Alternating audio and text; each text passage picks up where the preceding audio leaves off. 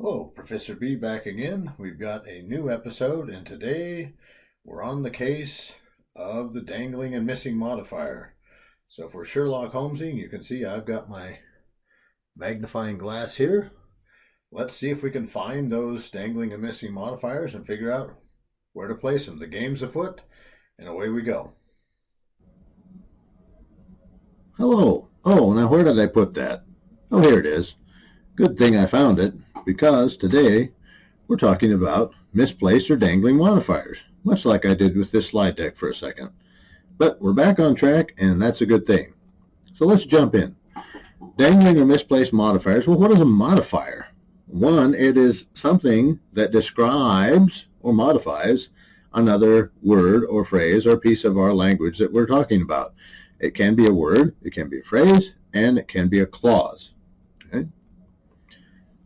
What does it mean to be misplaced? Well, much like I misplaced this slide deck for a second, if you misplace a modifier, it is put in the wrong place. Luckily, it can often be fixed by moving it somewhere else in our sentence. I was able to fix my problem by moving my eyes to the left and clicking on this slide deck. All right, what can be a modifier? We can have misplaced adjectives. We can put our adverbs in the wrong place. And we can misplace our phrases and clauses as well, as alluded to just a slide ago. All right, here is our Sherlock Holmes again. We discussed this early on in this course. Now we have to get our magnifying glasses out. The game is afoot. Let's move forward and find out what's going on. A misplaced adjective. Remember what an adjective does? It modifies a noun. It describes a noun. In this case, we have Susan ate a cold bowl of cereal for breakfast this morning. Well, the question becomes, was the bowl cold? No, I don't think so. It might have been, but my true meaning in writing this sentence was more like this. Susan ate a bowl of cold cereal for breakfast this morning. The adjective should modify cereal, not bowl. Okay? Easy fix. Move it to where it belongs. Think about these things as you're writing and peppering your sentences with adjectives. All right, our adverb placements. Remember what an adverb modifies. Modifies an adjective, can modify a verb or another adverb, right? Our adverb in this case is just. So let's look at some examples. Just Robert was selected to play ping pong in the tournament. Robert was just selected to play ping pong in the tournament. Robert was selected to just play ping pong in the tournament. Robert was selected to play ping pong just in the tournament. Hey, that's the end of that slide. I thought there was one more. But let's look at each sentence here very quickly. In the first one, our adverb modifies Robert. So this is a tournament in which only Robert is playing. Well, he's going to win because he's the only guy there, right? Example number 2. Robert was just selected to play ping pong in the tournament. Grammatically, that means we just turned to Robert and said, hey, you're playing in the ping pong tournament. Get moving. Or option number 3, Robert was selected to just play ping pong in the tournament. He cannot go play lawn darts or tennis. Okay. And then Robert was selected to play ping pong just in the tournament. So the only place Robert can play ping pong is in the tournament. Poor Robert, he doesn't get to practice. We feel sorry for him. Okay, does that make sense? Look at your adverbs where you place them and make sure where you put them is where it makes the most sense based on what you're writing. Let's take a look at another adverb placement. We ate the food that the delivery man brought slowly versus we slowly ate the food that the delivery man brought. Okay? Did the delivery man shuffle very slowly across the dining room floor to bring you your food, or did you sit there and chat along and eat slowly?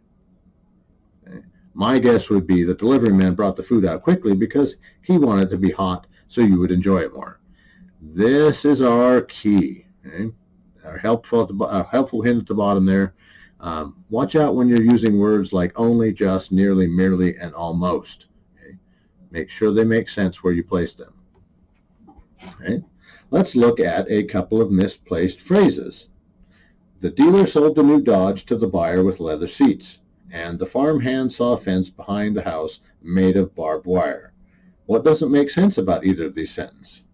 Okay? The very first one, with leather seats, modifies buyer.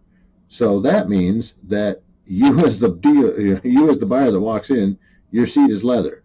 That's kind of weird. I don't think that's what they meant. And this means that the house is made of barbed wire, right? See, it immediately follows house, so it modifies that word in the grammatical sense. Now let's look at a way to fix these. The dealer sold the new Dodge with leather seats to the buyer. This makes sense. My new Dodge Challenger has leather seats. I'm cool. I can hop in and drive down the road and look fancy. Now, on the second one, I believe that the fence should be made of barbed wire located behind the house. Yes. Fixed that way. Simple move, easy to fix, makes more sense to my brain now, and we can move on. Misplaced clauses. Okay? We have a clause here. The waiter served a dinner to the woman, served a dinner roll, I can't read, to the woman that was well buttered. Okay? Have you ever seen a woman buttered in a waiting room? I haven't. That would be quite a shock, I think. I think the roll was probably buttered, so let's move that up a little bit and go, the waiter served a dinner roll that was well buttered to the woman. Again, make sure that you modify things that you mean to. That's misplaced. Now the other category is dangling. Okay, what does a dangling modifier mean?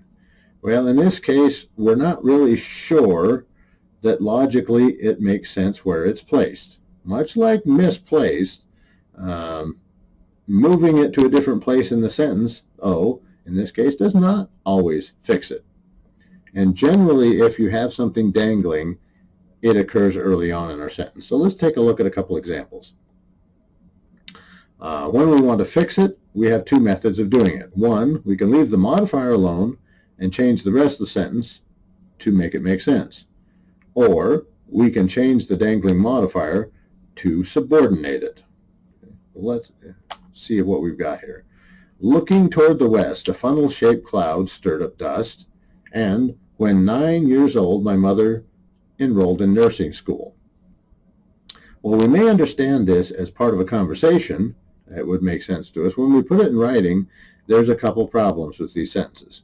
Okay, the first one, looking toward the west, a funnel-shaped cloud. Looking toward the west modifies a funnel-shaped cloud.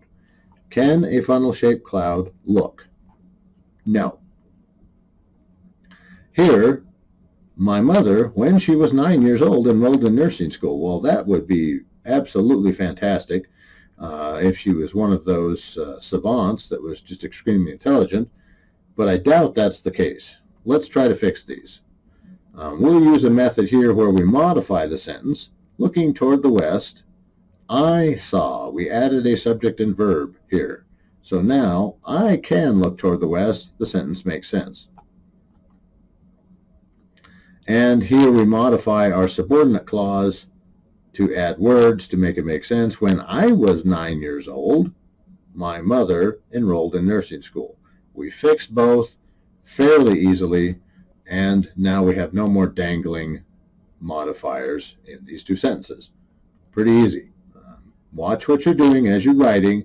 Make sure that the words you put down, they may not make sense the first time, but as you go through your editing cycles, read it out loud yourself and see if it actually makes sense.